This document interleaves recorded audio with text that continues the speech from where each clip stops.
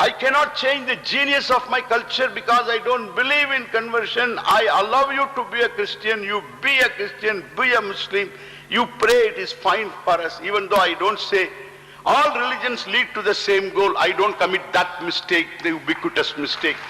Several unethical, predatory conversion strategies are commonly employed in India and elsewhere. One such method is material enticement, in which humanitarian aid or economical, educational, medical, or social assistance is offered on condition that the person converts. One such incident happened on 19 January 2022 in Sacred Heart Higher Secondary School, Thirukattupali in Thanjavur, Tamilnadu.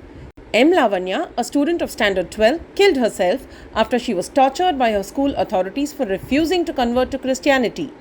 Lavanya had been living at the St. Michael's Girls Hostel near her school for the past 5 years, and the government-aided Christian missionary school had been pressurizing her to convert to Christianity. Lavanya, however, was adamant about not leaving her religion and refused to get converted. Angered by Lavanya's resistance, the school administration cancelled her leave application for Pongal Celebrations. Lavanya, who was supposed to visit her home during the holidays, was forced to do chores like cleaning toilets of the school, cooking and washing dishes. It is reported that the dejected Lavanya consumed pesticides used in the school garden to end her life. The Madras High Court ordered the Tamilnadu government to examine the dying declaration video of the minor girl who ended her life after mentioning forced religious conversion. Lavanya's mother said, "My daughter was forced to commit suicide after being harassed for conversion to Christianity." Her mother too had been asked by an official from the school to convert. The ill treatment began and ultimately resulted in the girl attempting suicide and dying.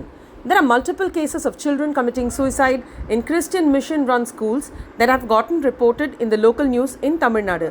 In November 2006, Omallur Sukanya committed suicide. In February 2009, a 12-year-old girl, Ranjita, committed suicide after she was forced to read Bible verses and was humiliated for not reading them properly. Again in 2009, in Chennai alone, there were 2 prominent reports of girls committing suicide in Christian mission-run schools. In Chennai, in the Ambattur Emmanuel Methodist School, a 9th standard girl, Ramya, committed suicide after she was humiliated by the class teacher for turning up in traditional attire. Now, with the suicide of Lavanya and her clear statement blaming the school officials for psychological torment and pressure to change her religion, one wonders at the emboldenment of the pro-Christian and anti-Hindu ideology. The National Commission for Protection of Child Rights on Thursday issued a notice to the Director General of Police Tamil Nadu urging action against Sacred Heart Higher Secondary School that forced student Lavanya to convert to Christianity, leading to an attempt to end her life. Historically, Paramacharya Swami Sahajananda, the great Hindu spiritual monk of Tamil Nadu, who had fought for social justice of the marginalized communities, had recorded how he was asked to convert to Christianity in the school he studied at, and when he refused, his father, who was poor, was forced to pay all the fees that the student had incurred. This led to the discontinuation of education of Swami Sahajananda as a child, and his parents became indentured laborers. Religious freedom should be a fundamental human right, but this right stands compromised for billions around the world.